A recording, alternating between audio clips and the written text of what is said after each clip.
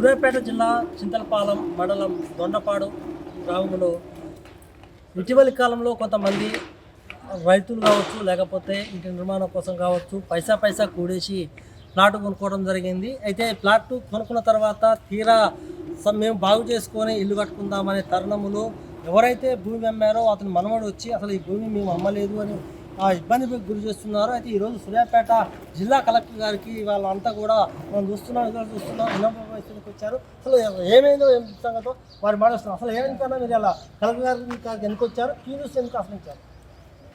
నమస్కారం సార్. ముందుగా మీడియా మిత్రులు, క్యూ న్యూస్ యాజమాన్యం వారికి మా సమస్య గురించి మీడియాలో తెలియజేయడం ముందుకు వచ్చినందుకు ధన్యవాదాలండి. నా పేరు అన్నపురెడ్డి సత్యనారాయణ రెడ్డి, చింతలపాలెం మండలం దొండపాడు గ్రామం, సూర్యాపేట జిల్లా.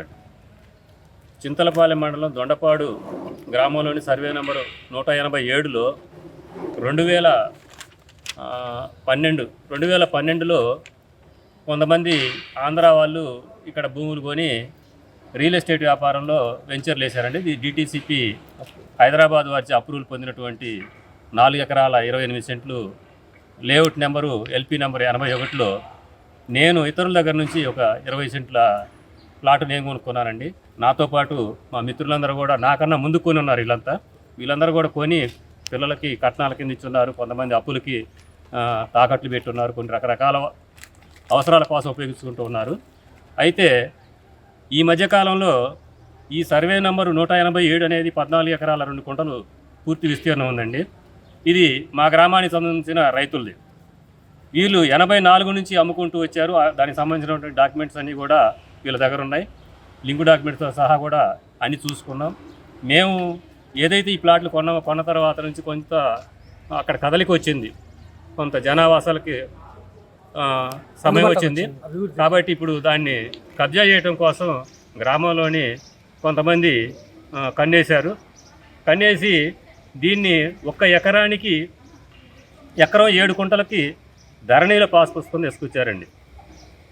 ఇది వాస్తవంగా వ్యవసాయేతర భూమిగా 2012లోనే మారిపోయింది. 2023లో వ్యవసాయ భూమిగా 1 ఎకరం 7 కుంటలకు పాస్ పుస్తకం తీసుకురావడం జరిగింది. తీసుకొచ్చి ఈ 4 ఎకరాల 28 కుంటలకు ఫెన్సింగ్ చేశారు. దీనిలో ఉన్నటువంటి రోడ్లన్నీ ధ్వంసం చేశారు. వారు ఏర్పాటు చేసినటువంటి కరెంట్ స్తంభాలన్నీ తీసుకెళ్లారు, చెట్లన్నీ కొట్టేశారు. ఇప్పుడు దాన్ని దున్ని రాత్రిపూట రావడం, దున్నటం, దాన్ని వ్యవసాయ భూమిగా చూపిస్తున్నారు. అంటే ముఖ్యంగా ఇక్కడ చెప్పండి, ఎవరైతే రెవెన్యూ అధికారులు ఉన్నారో డిటిపిసి లేఅవుట్ ఉన్నదని కూడా మళ్ళీ ఆ రెవెన్యూ దాన్ని మార్చడం గల కారణం ఏమనుకుంటున్నారు మీరు? దీనికి కారణం ఏంటంటే ఇది గతంలో 2012 అంటే దాదాపు 12 సంవత్సరాల క్రితం మారిపోయింది. రెవెన్యూ అధికారులు దీన్ని సరైనటువంటి రికార్డు నిర్వహణ చేయకుండా దీన్ని పాత పేర్లతో అదే విధంగా ఉంచారు. మరి రెవెన్యూ ధరణికి వచ్చేసరికి ఏమో రెవెన్యూ రికార్డు చూస్తున్నారు. మాకు డిటిసిపి లేఅవుట్కి వచ్చేసరికి ఏమో మేము సబ్ రిజిస్టార్ దగ్గరికి వెళ్ళి మేము చూసుకోవాల్సి వస్తుంది. వీళ్ళిద్దరి మధ్యన మరి అది సమన్వయంలో అమ్మంటారా, మరి లేకుంటే ఏదో కానీ వాళ్ళిద్దరూ దీన్ని క్యాన్సిల్ చేయకపోవటం వల్ల, ఏది వ్యవసాయ భూమిగా క్యాన్సిల్ చేయకపోవటం వల్ల మళ్ళీ వ్యవసాయ భూమిగా మళ్ళీ పాస్ పుస్తకాలు ఇస్తున్నారు. దాన్ని ఆసరాగా చూపించి 100 మందిని ఇబ్బంది పెడుతున్నారు. మరి దీని వెనక మరి మేము గట్టిగా దీన్ని ఏంటని చెప్పని మేము పరిశీలన చేస్తే ఉత్తమ్ కుమార్ రెడ్డి గారి అనుచరులు చింతలపాలెం మండల మీడియా కన్వీనర్ అట దొంగల కార్తీక్ అనేటువంటి ఒక వ్యక్తి 5 ఎకరాలకు ఫెన్సింగ్ వేశాడు.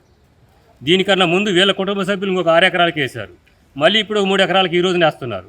దగ్గర 14 ఎకరాల. అంటే మీరంతా కూడా ఇప్పటివరకు ఏమైనా ప్లాట్ల మీదకి పోయామన్నా మీరు ఈ ప్లాట్ మాదని మీరు అతనితో చర్చించడం జరిగిందా? మేము చర్చించడం జరిగింది. మా ప్లాట్లోకి వచ్చి ధ్వంసం చేస్తుంటే పోలీస్ కంప్లైంట్ ఇవ్వడం జరిగింది.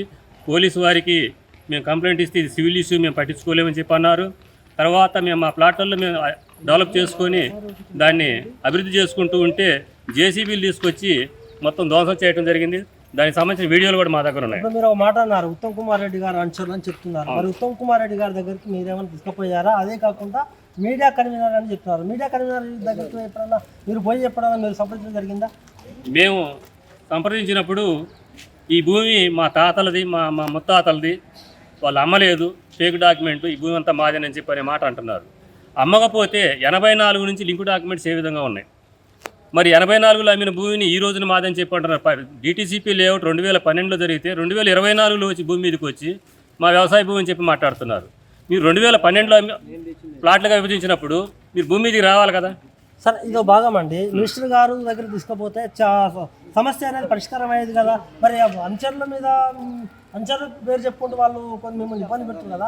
అసలే మీరు అంతా కూడా దగ్గర పట్ల ఉన్న రైతులు, మీకు సంబంధం ఉన్న రైతులు. ఎందుకంటే మీరు ఆల్రెడీ కూడా మాజీ సర్పంచ్ వాళ్ళకు బంధువు అన్నగారు కావాలి, అన్నో తమ్ముడు కావాలి. మీకు ఉన్నటువంటి సంబంధాల దృష్ట్యా వీళ్ళందరూ తీసుకొని పోయి మినిస్టర్ గారి దగ్గర తీసుకపోతే దాని పరిష్కారం తెలిసింది కదా. ఇప్పుడు మినిస్టర్ గారి దగ్గర పోవడానికి మేము మా మిత్రులందరం కలిసి బయలుదేరాం. అతి త్వరలో మినిస్టర్ గారిని కలుస్తాం. ఇప్పటివరకు కలవకపోవడం కారణం ఏంటంటే ఇది ఇట్లాంటి కార్యక్రమాలని మా మినిస్టర్ గారు ఉత్తమ్ కుమార్ రెడ్డి గారు సహించరు.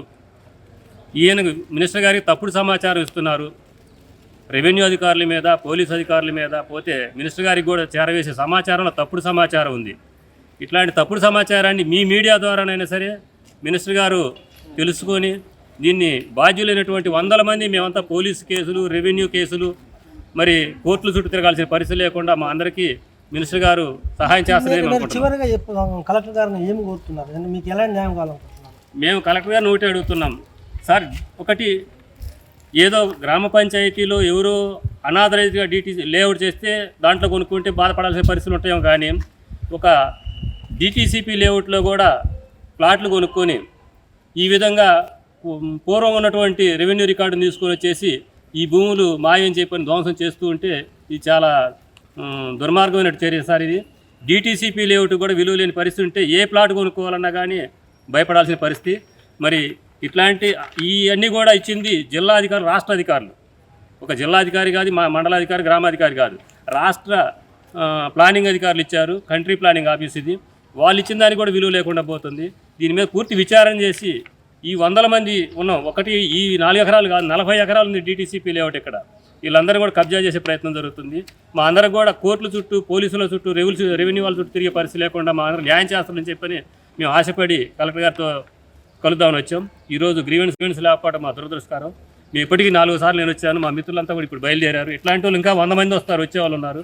మా అందరికి కూడా న్యాయం చేస్తారని చెప్పని మేము ఆశిస్తూ కలెక్టరేట్కి వచ్చాం సార్. ఓకే, ఎవరైతే దొండపాడు సంబంధించినటువంటి రైతులు దగ్గర కొన్నటువంటి భూమి యజమానులు ఉన్నారో వాళ్ళంతా కూడా చాలా ఈ విధంగా బాధపడుతున్నారు. ఏంటంటే పైసా కూడేసుకొని మేము మా పిల్లలకు కట్టాల కోసమా లేకపోతే మేము నివాసం ఉంటేందుక అక్కడ స్థలాలు కొన్నాము. అయితే దీన్ని తీరా చూస్తే మాత్రం మా నోట్లో మట్టి కొడుతున్నారు. ఎందుకంటే ఇక్కడ చిన్న విషయం కాదు, పెద్ద విషయం ఏంటంటే ఏదైతే జిల్లా మంత్రి గారు ఉన్నారు ఉత్తమ్ కుమార్ రెడ్డి గారు అంచర్లై ఎంత చేస్తున్నారని చెప్తున్నారు. అంతేకాకుండా ఒక మీడియా కన్వీనర్ అని చెప్పుకునే అతను కూడా మొత్తం కూడా ఈ భూమిని పటా చేసుకుని ఇతను ఖచ్చితంగా మాకు న్యాయం కావాలి, జిల్లా కలెక్టర్ కావచ్చు లేదా జిల్లా మంత్రి మాకు న్యాయం చేస్తారని ఈరోజు జిల్లా కలెక్టర్ రావడం జరిగింది. వీళ్ళంతా కోరేది ఏంటంటే ఒకటే, ఖచ్చితంగా మాకు జిల్లా కలెక్టర్ న్యాయం చేస్తారు, లేకపోతే మాత్రం మాకు సావేశ్వరం ఏమంటున్నారు. తప్పకుండా జిల్లా కలెక్టర్ దీన్ని స్పందించి వీళ్ళకి న్యాయం చేస్తారని కూడా మనం